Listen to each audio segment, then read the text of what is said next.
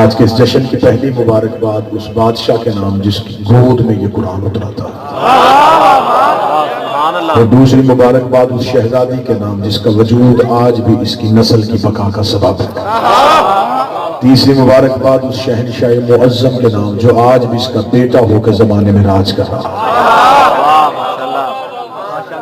ان تینوں بارگاہوں سے جو اجر ملے میرا مالک اس اجر کو ان حاضرین میں برابر تقسیم فرمائے، نیت کے مطابق اجر عطا فرمائے۔ یہ جشن ہے ان بادشاہوں کا جو اس نے بنائے اپنے لیے تھے، دے ہمیں دیے۔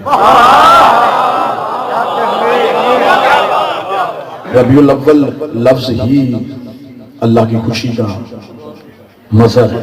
ربی کہتے ہیں بہار کو، اول کہتے ہیں پہلی کو، یہیں سے اللہ کی محبت کا اندازہ ہو جاتا ہے۔ نبی آخری ہے، بہار پہلی ہے۔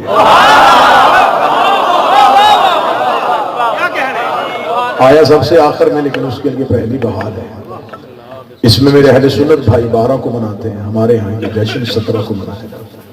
12 اور 17 پہ ہم نے بحث کرنی نہیں، یہ بڑی چھوٹی بحث ہے کہ تاریخ 12 ٹھیک ہے یا 17 ٹھیک ہے۔ 12 بھی چاند کی تاریخ ہے، 17 بھی چاند کی تاریخ ہے۔ چاند نہ تھا اور یہ تھا،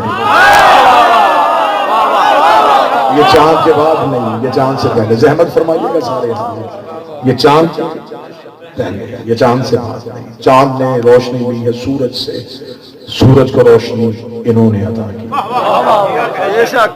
لہذا اس بات میں ہم نے بحث نہیں کرنی یہ 12 ہے یا 17 ہے، 12 بھی ٹھیک ہے، 17 بھی ٹھیک ہے، ذکر ہونا چاہیے۔ اور پھر جس نے بھی میلاد منایا اس نے اس میلاد کا ٹائٹل جو ہے وہ بڑا اچھا رکھا، جشن عید میلاد النبی۔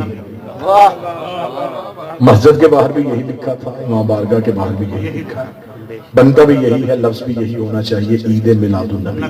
میلاد فارسی زبان کا لفظ ہے، میلاد کا اردو میں ترجمہ ہے سالگرہ، نبی کی سالگرہ۔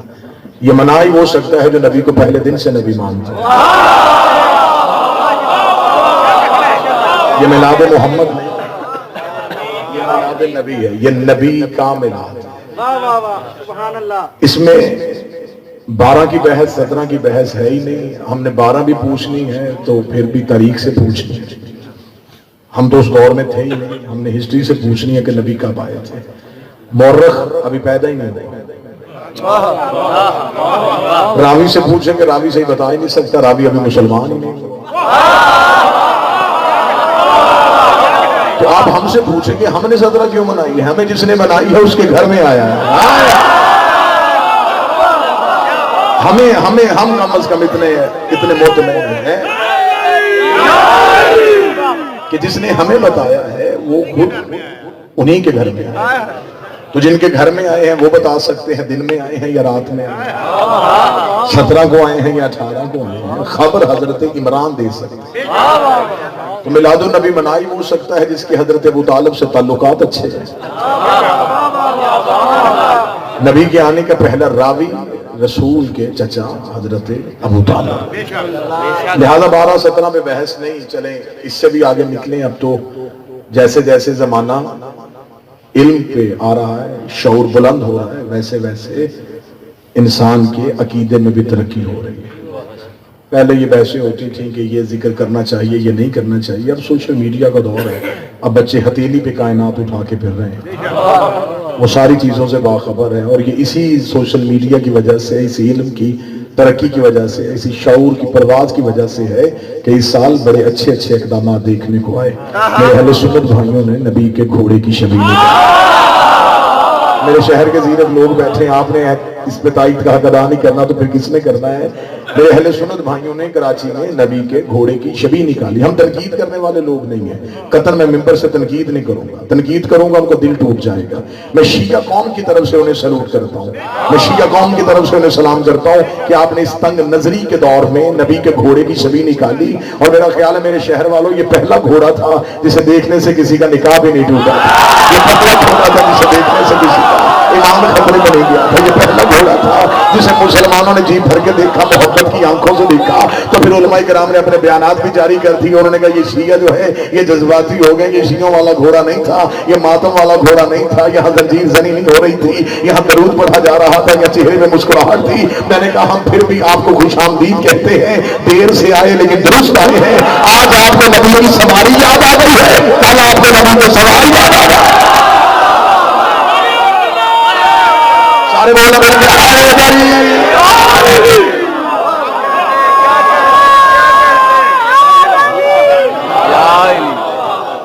جیسے آئے بہتر آئے، اچھا آئے، ٹھیک آئے۔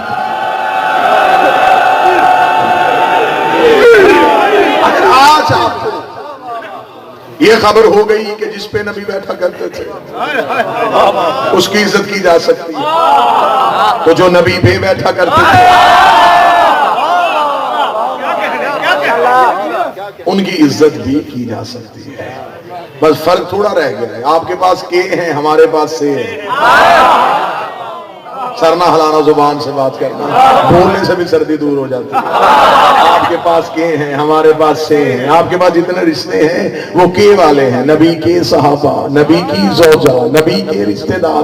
ہمارے پاس کے والا چکر ہی کوئی نہیں ہے۔ الفاطمہ تو بسعت منی، فاطمہ مجھ سے، حسین منی، حسین مجھ سے، حسن منی، حسن مجھ سے، یا علی انت منی وانا منک، اے علی تو مجھ سے۔ ادھر کے ہے ادھر سے ہے، درود کے والوں میں نہیں ہوتا، سے والوں میں۔ سارے بولا، ہاتھ اٹھا کے بولا ہے بری۔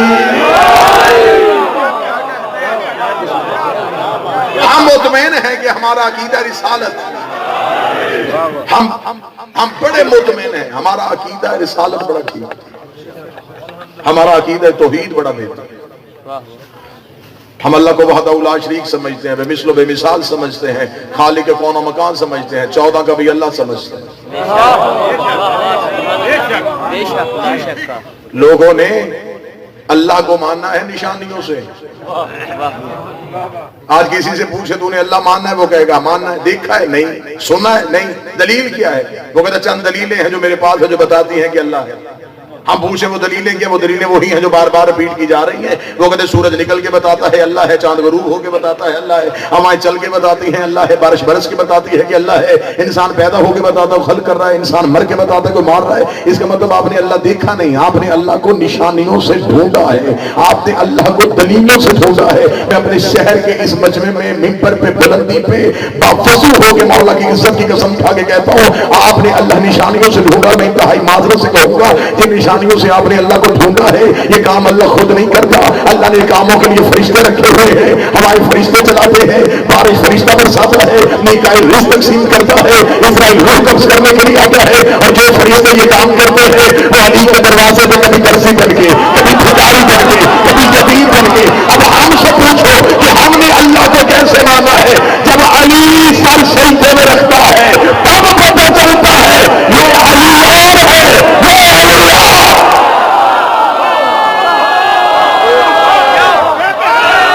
مومنین ناصری دونوں ہاتھ بلند کر کے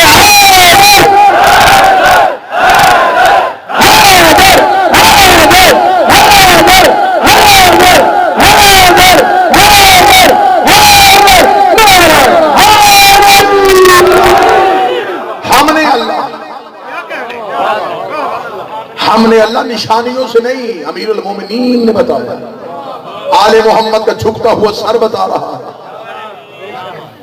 لے میں ادب کی ایک سطر ہدیہ کرنے لگا ہوں۔ ہم نے اللہ نشانی سے نہیں ڈھونڈا، علی کی پیشانی سے ڈھونڈا۔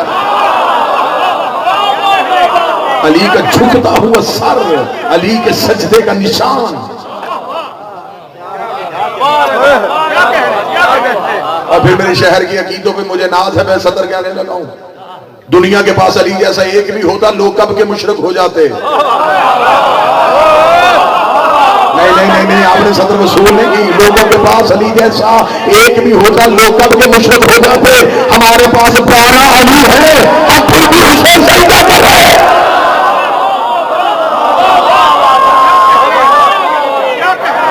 قطعاً کوئی ہمارے عقیدہ توحید پہ شک نہ کرے، ہمیں علی نے بتایا ہے کہ اللہ،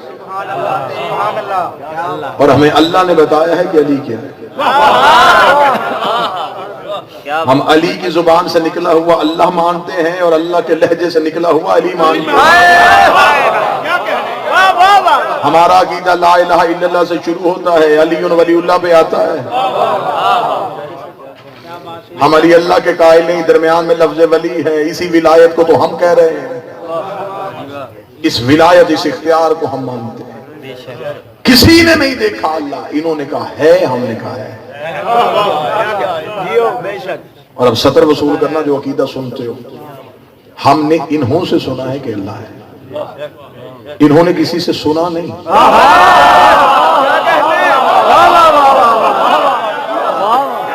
انہوں نے کسی سے نہیں سنا، انہوں نے دیکھا ہے، وہ ہے، انہوں نے دیکھ کے گواہی دی، ہم نے ان کی گواہی پہ گواہی دی۔ انہوں نے دیکھا، انہوں نے آگے کہا ہے، پھر ان کی زبان اتنی سچی سی، ہم نے بھی کہا ہے۔ جن کی ہے کو توحید کہیں،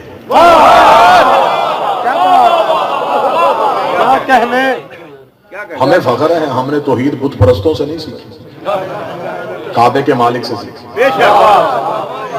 ایک شخص آ گیا تھا نا حاکم کے دربار میں، دہریہ تھا، دہریہ کا مذہب کوئی نہیں ہوتا، وہ لا مذہب ہوتا ہے۔ دہریہ اس کا عقیدہ یہ ہوتا ہے کہ یہ کائنات خود ہی وجود میں آئی یا خود ہی فنا ہو جائے گی، کوئی طاقت نہیں ہے، کوئی اللہ نہیں ہے۔ وہ دہریہ آ گیا حاکم کے دربار میں، اسے آگے سوال کیا، اسے کہا جی میں مسلمان ہونا چاہتا ہوں۔ حاکم بڑے خوش ہوئے کہ چلیں گے، کوئی مسلمان تو ہم بھی کریں گے۔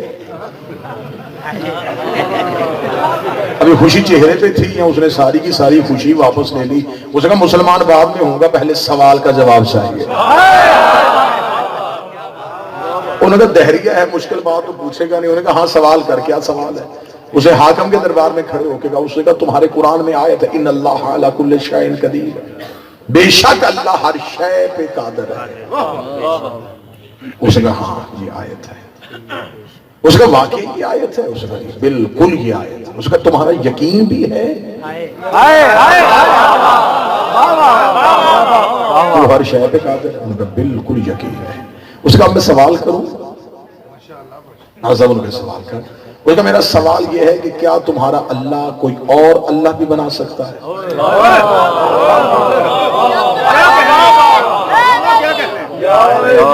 اب اگر کہے نہیں تو وہ کہے گا وہ علی کل شیء قدیر کیسا؟ اگر کہیں ہاں تو وہ کہے گا وحدہ لا شریک کیسا؟ حاکم پریشان ہو گیا، واللہ و خدا کتاب ممبر پہ دکھانے کے لیے تیار ہوں۔ حاکم نے درباری علماء کو بلایا، انہوں نے کہا اس کا سوال کا جواب دو۔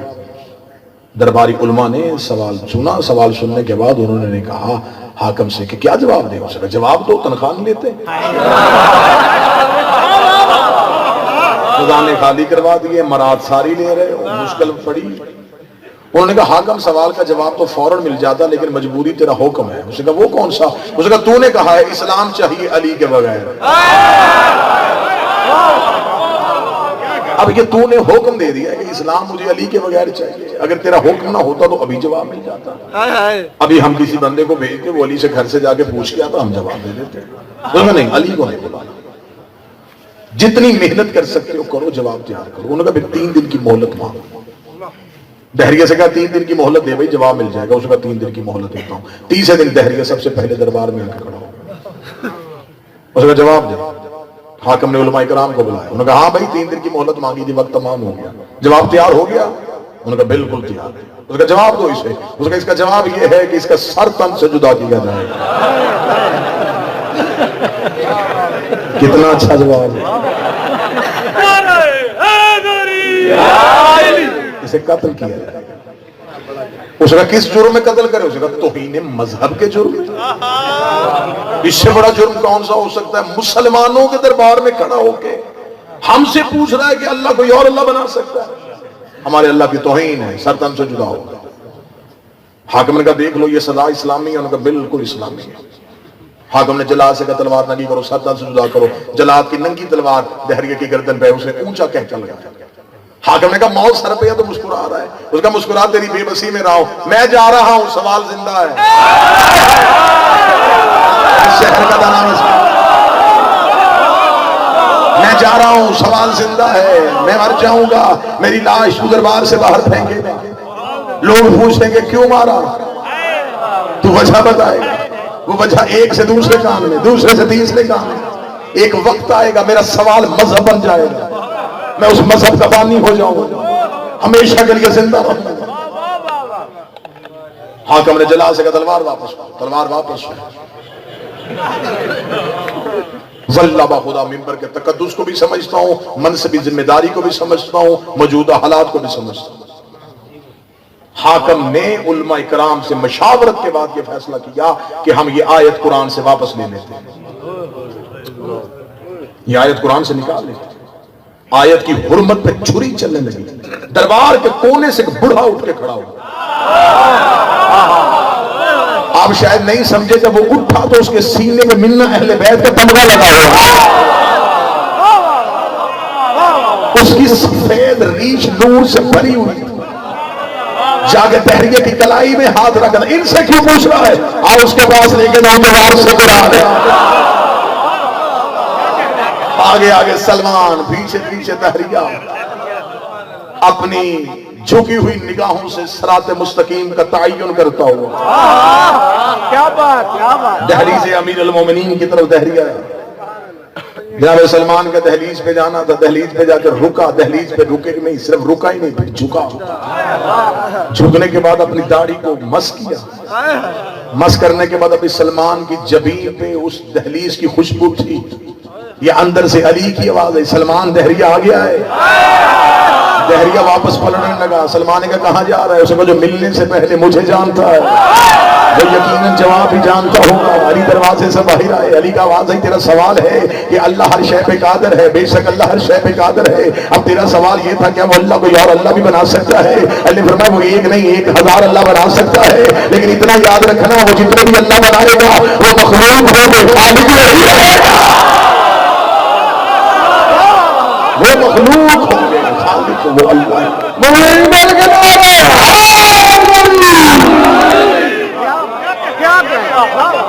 تھوڑا تھوڑا تمہید میں میں توحید سے گزروں گا تاکہ رسالت تک پہنچوں. لوگوں کو شوق ہے نا ہم سے عقیدہ توحید سننے کا. آئیے پھر ہم آپ کو توحید سنائیں. جب علی ولی اللہ والے توحید پڑھیں تو پھر کیسے پڑھیں؟ یہ اللہ نے اپنے اختیارات کا مالک انہیں بنایا ہوا ہے. ہم انہیں اللہ نہیں کہتے, ہم اللہ کے اختیارات کا مالک انہیں سمجھتے ہیں. آئیے وہ اختیارات قرآن سے پڑھ لیتے. بور تو نہیں ہو رہے. اللہ قرآن میں کہتا لا یملکون الشفاعۃ الا من اتخذ عند الرحمن عہدا. کوئی مالک نہیں ہے شفاعت کا. جتنے توحید پرست ہیں نا وہ آیت کا اتنا ٹکڑا پڑھتے ہیں صرف لا یملکون الشفاعۃ, بس اس کے آگے نہیں پڑھتے. یہ دیکھیں جی اللہ قرآن میں کہہ رہا کوئی شفاعت کا مالک نہیں. آیت یہاں رکی تو نہیں, آیت تو اس سے آگے چلی. لا یملکون الشفاعۃ, نہیں کوئی بھی مالک شفاعت کا, الا من اتخذ عند الرحمن عہدا, سوائے اس من کے جس نے اللہ سے وعدہ لیا ہے. اب توحید میں میرا ساتھ دینا. اللہ نے قرآن میں کہا کوئی مالک نہیں ہے, لیکن ایک ہے جس نے اللہ سے وعدہ لیا. نام اللہ نے لیا, من, وہ من ہے. میرے مالک یہ من کون ہے؟ نبی ہے, مرسل ہے. فرمایا قرآن کی دہلیز میں بیٹھ جا, قرآن کے مختلف کونوں میں میں نے یہ من چھپا کے رکھا. آیتوں کا تعاقب کرتا جا, جہاں سے من ملے وہاں سے اٹھاتا جا. میں قرآن کی دہلیز پہ آگے بیٹھا, میں نے کہا او علی کا خاموش ذاکر,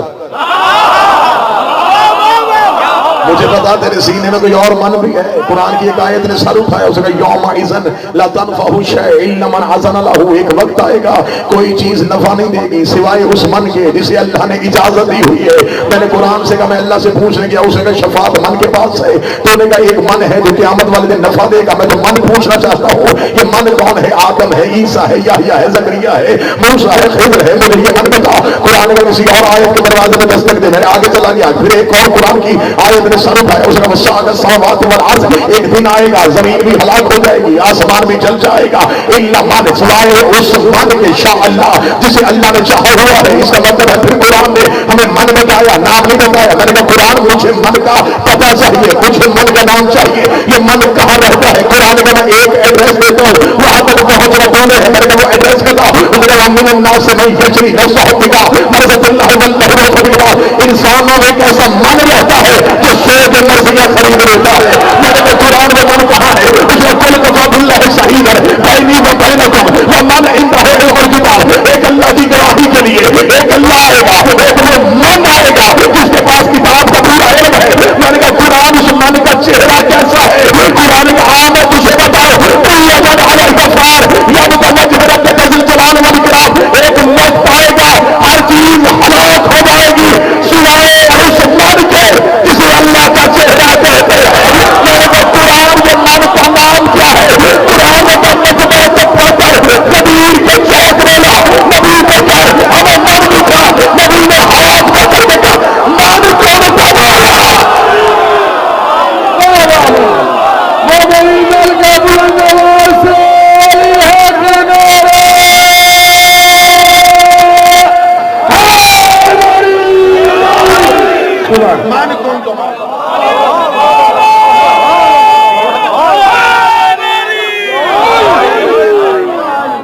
یہ ہے وہ من، یہ ہے وہ من۔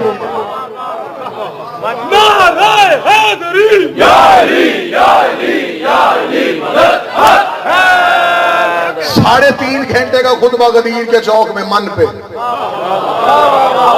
اور پھر اردو ادب کا جملہ ہے، اب اس من کی اپنی مرضی ہے، جس من میں چاہے اسی من میں آتا ہے۔ لاکھ کوئی من چاہے لیکن جب تک یہ من نہ چاہے یہ کسی من میں آتا ہی نہیں۔ اس کا مطلب ہے کہ مرضیاں علی کے پاس، شفاعت کا اختیار علی کے پاس، جو ہلاک نہیں ہوگا وہ چہرہ علی کا، جو قیامت کو رسالت کی گواہی دے گا وہ لہجہ علی کا۔ اس کا مطلب اللہ کے اختیارات کے مظہر کو علی کہتے ہیں۔ بے شک، سبحان اللہ، بے شک۔ ذکر رسالت ہم آپ کو سنائیں، ہم آپ کو بتائیں کہ جس کا علی ایسا ہے وہ نبی کیسا ہے۔ اللہ قرآن میں کہتا ہے آپ نے ساری زندگی میرے شہر کا زیرک مجمع ہے، قدیم عزادار ہیں، مدت سے آپ نے علماء کرام کو سنا ہے، ہمیشہ آپ نے یہی سنا کہ خدا کہتا حل عطا کا حدیث موسیٰ، کیا تمہیں یاد ہے وہ موسیٰ والی بات جب میں اس سے درخت سے بولا تھا؟ خدا کہتا میں موسیٰ سے بولا درخت سے۔ اب یہاں پہ لفظ درخت نہیں ہے، قرآن میں لفظ ہے شجر کا۔ شجر کا ترجمہ جس نے کیا اس نے درخت کیا، کہ اللہ بولا تھا ایک شجر سے، شجر سے مراد درخت۔ زمانہ طالب علمی سے لے کے زمانہ منبر تک میں اس کھوج میں ہوں کہ کسی مفسر نے نیچے ترجمے میں اس درخت کے آگے بریکٹ میں لکھا ہو کہ کون سا درخت، بیری کا تھا، شیشم کا تھا، کیکر کا تھا، نیم کا تھا، کس چیز کا درخت تھا؟ اگر اللہ اس درخت سے بول رہا ہے تو آج تو اس درخت کے پتے کھانا بھی شفا، کہ کتنا متبرک ہے یہ درخت۔ اس سے اللہ بولا تھا موسیٰ سے، جس نے بھی لکھا اسے کہ شجر سے، شجر سے بولا، درخت سے بولا، درخت سے بولا، درخت سے بولا۔ شاہی چوک اس منبر سے لے کے نجف تک میں زامن ہو، ساری زندگی اسی کھوج میں رہا وہ درخت کون سا ہے۔ ہر مفسر نے کہا درخت تھا، درخت تھا، درخت تھا، کسی نے نہیں بتایا وہ شجر کون سا تھا۔ جب میں نے نجف میں جا کے علی کی زہری پہ سلام کیا، زیارت کی کتاب کو اٹھایا تو زیارت میں ایک جملہ لکھا ہوا تھا، السلام علیکہ یا شجرۃ ندا، اے بولنے والے شجر تجھ پہ ہمارا سلام، اے بولنے والے شجر۔ جب ہمیں پتا چلا کہ شجر علی ہے، اب صدر کا قتل نہ کرنا، جب پتا چلا شجر علی ہے تو اب قرآن کی یہ آیت بھی کھل کے سامنے آ گئی، آدم شجر کے قریب نہ جانا۔ جو بول سکے وہ بول۔ یہ نہیں کہا اللہ نے دانا نہ کھانا، وہ ایک دانا کھا لے جنت سے نکل جائے تو من من کھا جائے تو پھر بھی جنتی، دانا نہیں کھایا، فرمایا آل محمد کے قریب نہ جانا، ان جیسا ہونے کی کوشش نہ کرنا۔ اس کا مطلب ہے جو دخل سے بولے وہ علی۔ ہم تمہیں علی سناتے ہی اس لیے ہیں تاکہ تمہیں سمجھ آئے کہ جس کا علی ایسا ہے اس کا نبی کیسا ہے۔ میں اب سطر کہنے لگا ہوں، میرے شہر میں یہ سطر نہیں، یہ قرارداد ہے، جہاں تک جائے گی وہاں تک آواز پہنچانی چاہیے۔ ہم نے علی کی وجہ سے نبی کو نہیں مانا، ہم نے نبی کی وجہ سے علی کو مانا۔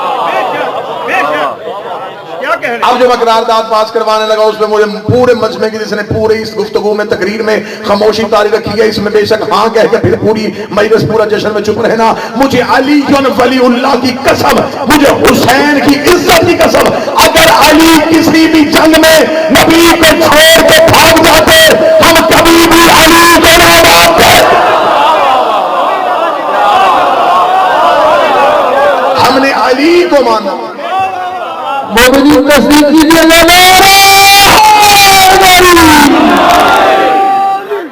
ہم نے علی کو مانا ہے اس وجہ سے کہ علی کی پوری زندگی میں احترام رسالت، ہم نے علی سے نبی لیا، اور مولا علی کی پوری زندگی میں نبی کے سامنے کیوں، کیا، کیسے ہے ہی نہیں۔ لبیک، اس لبیک یا رسول اللہ کا بانی علی ہے۔ او گھر جلانے والوں، ओ केले लूटने वालों, आदतें अभी तक नहीं गई, खजूरों के बाग से जली थी, केले की रेड़ी तक पहुंच गई, अंदर की भूख अभी भी खत्म नहीं हुई, जुबान पे इश्क रसूल के नारे, लब्बैक या रसूलल्लाह का बानी अली इब्ने अबी तालिब है। एहतजाज करने का तरीका ही हमसे सीख लेते। सबसे ज्यादा एहतजाज ये कौम करती है, और ये वह कौम है जिसका एहतजाज लाइसेंस याफ्ता है। हम सरकारी प्रोटोकॉल के साथ, हम पुलिस के आगे आगे भाग के एहतजाज नहीं करते। आप तारीफ फरमाएंगे तो मैं दो चार जुमले कहूंगा। मुद्दत के बाद आया हूं, मिजाज तो ना आपका बदला हुआ देखिए। हम पुराने लोग हैं, हम मुहज्जब तरीन कौम हैं, हमसे ये एहतजाज का तरीका सीख लेते। सबसे ज्यादा एहतजाज ही हमने किए, और ये तो अकल का तकाजा, जिसका ज्यादा तजर्बा उसे सीख लेता है बंदा। हमसे पूछ लेते भाई तुम्हारा ज्यादा तजर्बा है, तुम हर साल में कई दफा निकलते हो, हमें बताओ एहतजाज का तरीका क्या है, हमें बताओ सड़कों से गुजरने का तरीका क्या है। हमने आज तक 1400 साल हो गए मेरी बात को लब्बैक या हुसैन कहते हुए गलियों में, बाजारों में, चौकों में, चौराहों में आते हैं। हमने आज तक कभी किसी का तिनका भी नहीं तोड़ा, हमने आज तक किसी के दीवार में पत्थर भी नहीं मारा। इतनी पुरानी होकर मेरी बात गुजर जाती है कि पूरी रात हुसैन के मातमी कीमती तरीन मार्केटों में मातम करते फिरते हैं। दुकानदार मुतमिन होकर घर सोया होता है, उसे पता है हुसैनी कभी चोर नहीं होता, हुसैनी कभी किसी का घर का ताला नहीं तोड़ता, हुसैनी कभी किसी का सामान नहीं लूटता। हमने आज तक न आग लगाई है न किसी का घर लूटा है, क्योंकि हम आग लगाने वाले को इबादत करते हैं, लूटने वाले को इबादत। मोमिनीन जाने हाथ को बंद करके लब्बैक या हुसैन, लब्बैक या हुसैन, लब्बैक या हुसैन, लब्बैक या हुसैन, लब्बैक या हुसैन, लब्बैक या हुसैन। या इमाम अल-मुंतज़र, या इमाम अल-मुंतज़र, अली हक नारे हैदरी। हमसे सीखो लब्बैक या रसूलल्लाह कहाँ कैसे जाता है। एक ब्लॉक लब्बैक या रसूलल्लाह कहने के लिए लब्बैक या हुसैन कहना पड़ता है। हुसैन के लहजे में है लब्बैक या रसूलल्लाह। एहतजाज का तरीका हमसे सीखो कि नबी की इज्जत पे कैसे निकला जाता है। मैं पूरे मुल्क में अपील कर रहा हूं, अगर एहतराम में रिसालत का कानून बने, सबसे पहले हम शिया खड़े हैं। हुर्मत रसूल पे जान भी कुर्बान है, ये जचता ही हमारी जुबान से। आप चुप बैठे हैं, दलील दूं, इसलिए जिसने सबसे पहले बिस्तर पे बेटे सुलाए थे, ये जान भी कुर्बान वाला लफ्ज हजरत इमरान ने शुरू किया है। क्या कह रहे हैं? इज्जत रिसालत की बात हो, हम सबसे पहले जाएंगे, हम सबसे पहले खड़े होंगे, लेकिन ये कोई इंसाफ नहीं है। आप गुस्ताख रसूल को सजा देना चाहते हैं तो आप किसी का घर जलाएं। आप तौहीन रिसालत का कानून बनाना चाहते हैं, आप कानून बनाएं ना, आप सेनेट में बिल पेश करें, आप कानून साजी करें। कानून साजी करने में सरकार आपने देर कर दी है, पहले सिलेबस बदलें, पहले नाते बदलें। अभी तक मैं एक बड़ा पढ़ा लिखा जुमला कहने लगा हूं, अभी तक लोगों को ये नहीं पता चला कि सीरत नबी कॉन्फ्रेंस में सूरत नबी की बात नहीं करते।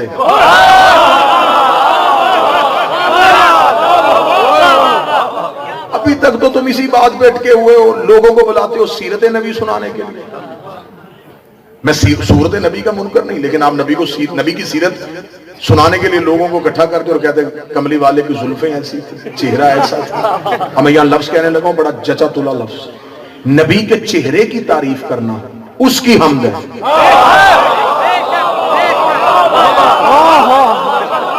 भाई नबी के चेहरे की तारीफ करने में नबी की नात कहां है? ये तो अल्लाह की तारीफ है जो खालिक हुस्न है कि उसने इसका चेहरा ऐसा बनाया, इसकी जुल्फें ऐसी बनाई। ये तो अल्लाह की हमद है। नात कहां है? नात सूरत नबी में नहीं। नात है सीरत नबी। सीरत क्या थी? अल्लाह ने उसे कमाल दिए थे, उस कमाल को ऐन उसके मकाम पे रखे, ये सीरत है। अल्लाह ने हौसला दिया, उसने इस्तेमाल ही उसे मनवाने के लिए किया। बेशक। चले बात मुश्किलों में बात आसान कर देता हूं। हमें अली ने बताया है कि एहतराम रिसालत क्या है। कूफे का मिंबर था, मिंबर के आखिरी जीने पे अमीरुल मोमिनीन थे, यहूदी आ गया, उसने कहा अली पूछने के लिए आए, मैं मुसलमान नहीं हूं लेकिन एक सवाल मेरे जहन में अटका हुआ है। फरमा वो सवाल किया? उसने कहा पूछना सिर्फ ये चाहता हूं, आपसे जो भी सवाल करे फौरन जवाब देते हैं, पढ़ा कहां से है? मैं वो पूछने आऊं ये इल्म कहां से सीखा है? जो भी बात करते हैं वही खोल के बता देते हैं, जो भी सवाल करते हैं उसी का जवाब बता देते हैं। आखिर ये इल्म कहां से सीखते हैं? मुझे बताएं वो आपको पढ़ाने वाला कौन है जिसने आपको पढ़ाया है? अली कह सकते थे कि मैं इमाम हूं, मेरी इमामत में है, इल्म मेरी इमामत में है, मेरी जिबिल्लत में है, मेरी खुट्टी में है, लेकिन अली को पता था मैं इसे इमामत कैसे मनवाऊं। अभी तो इसने ला इलाहा इल्लल्लाह ही नहीं पढ़ा, अभी तो इसने मोहम्मद रसूलुल्लाह नहीं पढ़ा, तो जिसने मोहम्मद रसूलुल्लाह नहीं पढ़ा उसे अली वलीउल्लाह की कैसे समझ आएगी? अली ने उसको उसकी सोच के बिल्कुल मुताबिक जवाब दिया। आज भी जवाब कहते बलागा में है। अली बोला क्या पूछना चाहता है? उसका पूछना चाहता है इल्म कहां से सीखा?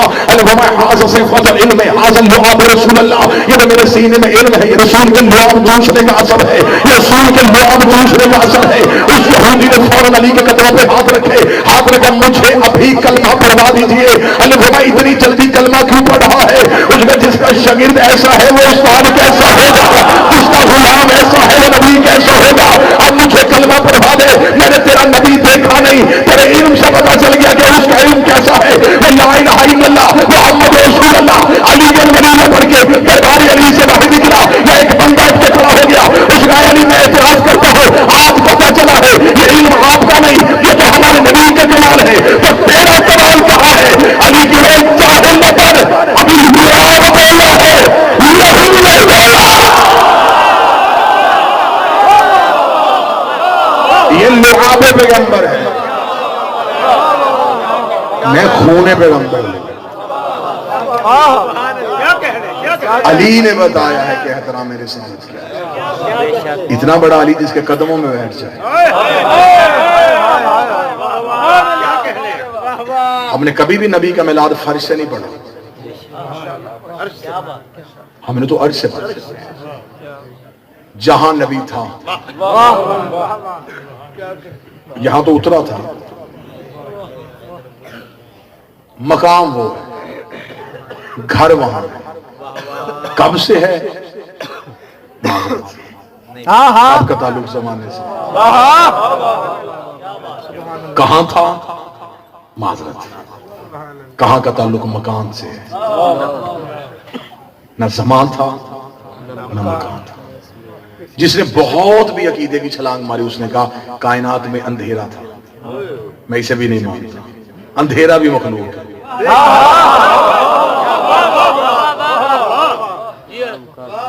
क्या कहने? कोई मखलूक थी नहीं, रोशनी थी, रोशनी भी मखलूक है, सन्नाटा था, नहीं मखलूक है, खामोशी थी, गलत, मखलूक है। क्या कहूं क्या था? मेरी जुबान जिब्रील की तरह काम के पीछे रह जाती है।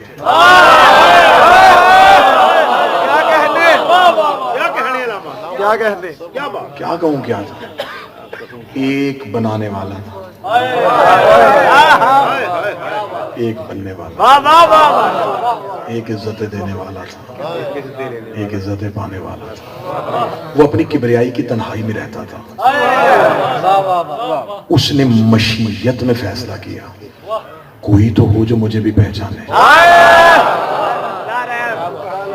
अब जिस्म आपके यहां रहे, रूहें कहीं और जाएं। उसने कोई तो हो जो मुझे भी पहचाने। किसी को कैसे पता चले कि मैं अल्लाह हूं? अब वो ये कहां से खल्क करता, अलहदा से कहां से खल्क करता? कोई चीज थी नहीं। आदम मट्टी से बना है ना, तो इसका मतलब मट्टी आदम से पहले थी। आदम मट्टी से पहले नहीं, मट्टी आदम से पहले। अब इसने कहा कैसे कहूं कि किससे करूं? इसने फिर अपने ही नूर से, अपने ही नूर को अलहदा किया, अपने ही नूर में अपनी ही परछाई देखी, इसे सजदे का तरीका दिया, ये साजिद हो गया, वो मसजूद हो गया। इसको इबादत का ढंग दिया, ये अब्द हो गया, वो मबूद हो गया। इसको रिज़्क़ इल्म दिया, ये मरज़ूक हो गया, वो राज़िक हो गया। जब अपने कमालात इसे देता रहा, एक जात सिर्फ अपने पास बचाई जो अल्लाह थी। अब बेशक मैं अकेला भी रह जाऊं मुझे वारे में, अपने तमाम कमालात का मजहर इसे बना दिया, अपनी जात अपने अंदर छुपा ली कि ये भी अगर इसे दे दी तो कैसे पता चलेगा ये है। जात अपने पास रखी, कमालात इसे दे दिए, क्योंकि उसके पास इरादा था, वजूद नहीं था। इसके पास वजूद था, इरादा नहीं था। उसने अपना इरादा इसके वजूद में डाल दिया। उसने कहा अब मेरा इरादा तेरे वजूद में है, अब बोलेगा तू, लहजा मेरा। राजी तू होगा, रजा मेरी, नाराज तू होगा, गज़ब मेरा। जब उसने अपने कमालात इसे दे दिए तो उसने कहा कि अब तुझे तो मैंने कमालात दे दिए, अभी कमालात भी कोई देखे। उसने कहा चल ठीक है, अब मैं कुछ खल्क करता हूं तेरे लिए, तुझे बनाया अपने लिए, कायनात बनाता हूं तेरे लिए। तूने चलना है ना, जमीन पे जाता हूं, तुझ में साया रखे, एक अर्श सजाता हूं, तुझे नूर ले, एक सूरज बनाता हूं, तेरे पांवों के तलवे चाटे, एक चांद बना, तेरे दरवाजे पे कमी बन के आए, एक तारा बना।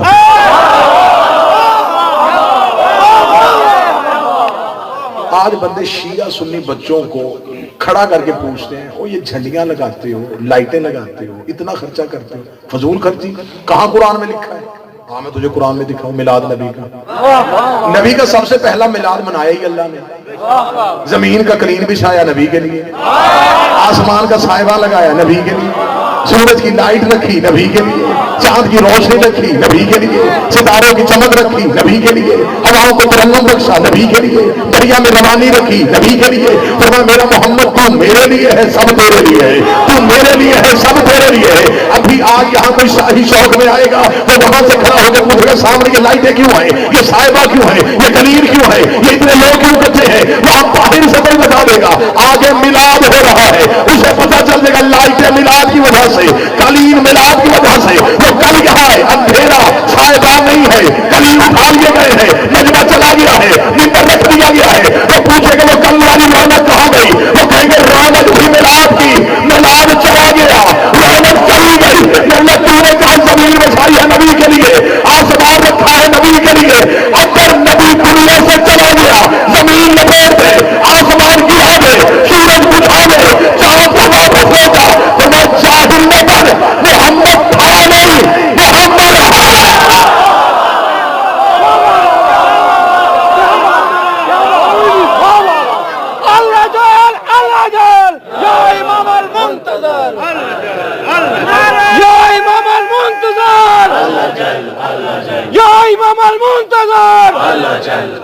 अली हक नारा हैदरी,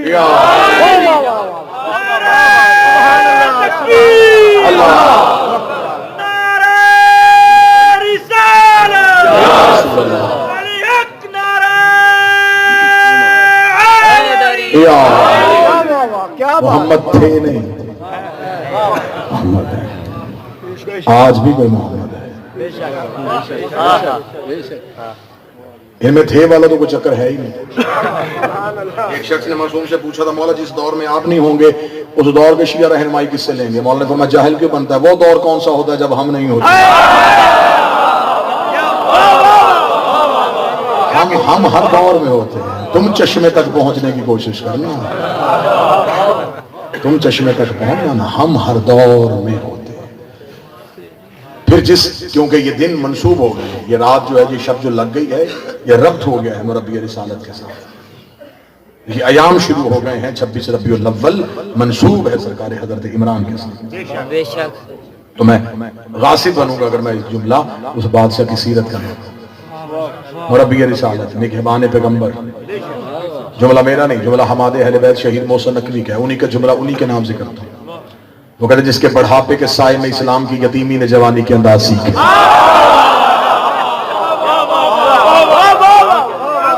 جس کی انگلی پکڑ کے رسالت نے چلنا سیکھا، جو ایک ہی وقت میں دو حجتوں کو پالتے تھے، جس کی ایک انگلی میں رسالت اور دوسری میں امامت، جو دو قرآن اکٹھے اٹھاتے تھے، وہ مربی کے رسالت، جس کے بارے میں آج مسلمانوں کو شکوہ ہے، آخری وقت تک کلمہ نہیں پڑھ سکے تھے۔ میں نے زندگی میں کبھی شیعہ قوم کے سامنے ایمان ابو طالب نہیں پڑھا۔ ایمان ابو طالب وہ پڑھتا ہے جس کی شجرہ مشکوک ہوتا ہے، میں فضائل ابو طالب ہی پڑھتا ہوں اور فضائل ابو طالب کا ہی قائل ہوں۔ سارے زمانے کو تم نے سلیبس میں، لٹریچر میں بچوں کو یہ بتا دیا مردوں میں سب سے پہلے کلمہ انہوں نے پڑھا، اسلام میں سب سے زیادہ قربانیاں انہوں نے دی، تم نے یہ کیوں نہیں بتایا کہ اسلام کی پہلی دعوت کس کے گھر ہوئی؟ اسلام کی پہلی دعوت کس کے صحن میں ہوئی؟ حضرت ابو طالب کے گھر۔ میرا دوسرا سوال ہے، حضرت ابو طالب کا گھر کہاں تھا؟ مکہ میں۔ اللہ کا اپنا گھر کہاں تھا؟ مکہ میں۔ تو جب اللہ کا اپنا گھر تھا تو بات ابو طالب کے گھر کیوں ہوئی؟ نہیں، آپ پیچھے رہ گئے، مجھے صدر یہیں پہ مکمل کرنی ہے۔ جب خدا کا اپنا گھر تھا، بات ابو طالب کے گھر میں، چاہیے تھا اللہ کو، اللہ کی بات ہے اللہ کے گھر میں ہو جاتی۔ کہتے نہیں جی وہاں ہو نہیں سکتی، کیوں؟ وہاں بت رہتے تھے۔ پھر تو ڈوب کے نہیں مرتا، تجھے اتنی خبر ہے، رحمان کے گھر بت تھے، عمران کے گھر بت نہیں تھے۔ اسلام کی پہلی دعوت کی، اور یہ پہلی دعوت ہی اسلام کا اساس، اسلام کی بنیاد، اسلام کی پہلی اینٹ ابو طالب کے گھر میں رکھی ہے۔ کیسی سجائی حضرت ابو طالب نے کہ ابھی یہ ابن خلدون سے لے کے ڈاکٹر طاہر القادری تک جتنے سیرت نگار ہے، جنہوں نے سیرت لکھی ہے، ڈاکٹر طاہر القادری صاحب نے کتاب مومن قریش کے نام سے شائع کی، کتاب چاہ حضرت ابو طالب کے عنوان سے۔ 5 سال ظاہری طور پہ عمر تھی ابھی رسالت مآب کی، بور تو نہیں ہو رہا، سیرت کی جھلک صرف آپ رسالت مآب کی ابھی ظاہری طور پہ عمر 5 سال، مکے میں قحط پڑ گیا۔ یہ بات یہ ذہن میں رکھ کے سننی ہے کہ ابھی اسلام نہیں آیا، ابھی لا الہ الا اللہ کا نعرہ لگا ہی نہیں، ابھی لوگوں کو پتہ ہی نہیں کہ کوئی اللہ ہے، لوگوں کو پتہ ہی نہیں کہ رسول ہے۔ نبی کی ظاہری عمر ابھی 5 سال ہے، مکے میں قحط پڑ گیا، خشک سالی ہو گئی، لوگ بھوک سے پریشان ہو گئے۔ مکے کے سرداروں نے ایک ہنگامی میٹنگ کا اہتمام کیا، اس میں یہ فیصلہ ہوا کہ ایسے کرتے ہیں کہ بارش کے نزول کے لیے اپنے اپنے بت اکٹھے کرتے ہیں، مکہ کے باہر وادی میں اپنے اپنے بتوں کو اکٹھا بٹھاتے ہیں، وہاں اپنے اپنے بتوں کے سامنے اجتماعی طور پہ ایک عبادت کا انعقاد کرتے ہیں، اور اجتماعی طور پہ ان سے دعا مانگتے ہیں تاکہ اجتماعی طور پہ عبادت کریں، کسی نہ کسی بت کی وجہ سے بارش ہو جائے۔ کیونکہ یہ عربوں کا کلچر تھا، یہ کسی دوسرے کا بت بھی نہیں پوجتے تھے۔ ہاں، ان میں بہت زیادہ بغض ہوتا تھا، یہ دوسرے کا خدا بھی نہیں پوجتے تھے۔ امیر قبیلے امیر خدا، غریب قبیلے مسکین خدا۔ ہم اپنے شہر کے باریک ترین مجمع میں یہ بات بھی میں سمجھاؤں کہ غریب خدا کیسا ہوتا تھا اور امیر خدا کیسا ہوتا تھا۔ امیر کے ہوتے تھے ہاتھ میں سونے کے کنگن، غریب ہوتا تھا آٹے کا بنا ہوا۔ امیر کو امیر چڑھاوے، غریب دال دلیے پہ بھی راضی ہوتا۔ یہ ان کا کانسیپٹ تھا خداؤں کو پوجنے کا۔ میں ٹھیک ہے، یہ عرب کا مزاج تھا، یہ خدا دوسرے کا نہیں پوجتے تھے، ہر قبیلہ اپنا علیحدہ خدا رکھتا تھا۔ جب ان کی ہنگامی میٹنگ ہوئی تو ان کے سرداروں نے کہا کہ یار ہم تو اپنے اپنے خدا لے آئیں گے، ہاشمیوں کا خدا کون؟ ان ہاشمیوں نے آج تک نہیں ہمیں بتایا کہ کس خدا کی پوجا کرتے ہیں، تو ان سے جا کے کون بات کرے گا؟ پھر ان میں سے 7 سردار چنے گئے کہ تم جاؤ ان کے گھر۔ وہ ساتوں آئے، دروازے پہ دستک دی، اندر سے حضرت عمران ہے، مکالمت سننا اور دل کو تسلی ہو۔ انہیں حضرت ابو طالب سے کہا جی وہ ہم نے آج ایک میٹنگ کی تھی تو اس میں یہ فیصلہ ہوا کہ کل ہم نے اپنے اپنے خدا لے کے مکے کے باہر وادی میں آنا. تو حضرت بتا کہ کیوں کیا کرنے لگے؟ میں نے کہا جی وہ اجتماعی عبادت کرنے لگے ہیں بارش کے لیے. اچھا تو بارش کیوں چاہیے؟ وہ جی بھوک پڑ گئی ہے، خشک سالی ہو گئی ہے، لوگ بھوک سے مر رہے ہیں. فرمایا اچھا یہ سارا روٹی کے لیے کر رہے ہو؟ اگر کھانے کا پرابلم ہے تو ہمارے دسترخوان سے لے جایا کرو. یہ جملے ہیں کتاب میں. حضرت ابو طالب نے کہا ہم نے کبھی اپنا دسترخوان بند نہیں کیا. جتنے نوجوان بیٹھے ہیں جناب ہاشم کا نام ہاشم ہے. عربوں میں سب سے مہنگی ڈش کو ہوشم کہتے تھے. ہوشم کہتے تھے اونٹ کے شوربے میں بھگوئی ہوئی روٹی. اب اونٹ کا شوربہ اسی نے پکانا جس نے اونٹ ذبح کرنا تھا. تو آج بھی اونٹ ذبح کرنا مہنگی ترین قربانی ہے. 3 گلیاں کٹھی ہو جاتی ہیں جہاں اونٹ ذبح ہونا. میں ٹھیک کہہ رہا ہوں یہ غلط؟ اس دور میں بھی اونٹ کی قربانی ایسی تھی. تو اب جس کے گھر میں اونٹ قربان ہوگا اسی کے گھر میں اونٹ کا گوشت ہوگا، اسی کے گھر میں اونٹ کا شوربہ. اور جو روز شوربہ بھگو کے روٹی کھلاتا تھا اسے ہاشم کہتے تھے. دسترخوان لگتا تھا ہوشم کا، نام مشہور ہو گیا ہاشم ہاشم ہاشم. حضرت ابو طالب نے کہا ہمارے دسترخوان سے آگے کھانا لے جایا کرو. انہوں نے کہا نہیں بات کھانے کی نہیں ہے، کب تک آپ کے گھر سے لیتے رہیں گے. یہ مزہ ہے فیصلہ آباد میں پڑھنا. کب تک آپ کے گھر سے لیں گے؟ حضرت ابو طالب نے کہا پھر کیا چاہتے ہیں؟ انہوں نے کہا جی ہم چاہتے ہیں کہ آپ کی آفر جو ہے وہ سر آنکھوں پہ کل خدا لے کے کل اپنا اللہ لے کے آئے. حضرت ابو طالب نے کہا ٹھیک ہے کل ہم آ جائیں گے. آپ آئیں گے؟ ہاں آؤں گا. خدا لے کے آنا ہے. حضرت ابو طالب نے کہا ہاں تو میں آؤں گا نا. واللہ با میں ممبر پہ ہوں، ممبر کا تقدس قسم. رات مکہ میں ہلچل مچی رہی، لوگ پریشان کہ آج پہلی بار انکشاف ہوا کہ ان کا بھی خدا ہے. یعنی کہ ابھی تو رسول نے رسالت کا اعلان ہی نہیں کیا نا. تو یہ کیسے ہے؟ انہوں نے کوئی گھر میں بت رکھا ہوا ہے؟ اگلے دن انہوں نے اپنے اپنے بت سجائے بیٹھ گئے. اب بتوں کی پرواہ ہی کوئی نہیں. نزل ابو طالب ایک دوسرے سے پوچھنے آئے کہ نہیں آئے کہ نہیں آئے کہ نہیں. میں مثال دے دوں، مثال سمجھ آؤ گے. جیسے خیبر میں بندے علی ڈھونڈ رہے ہیں،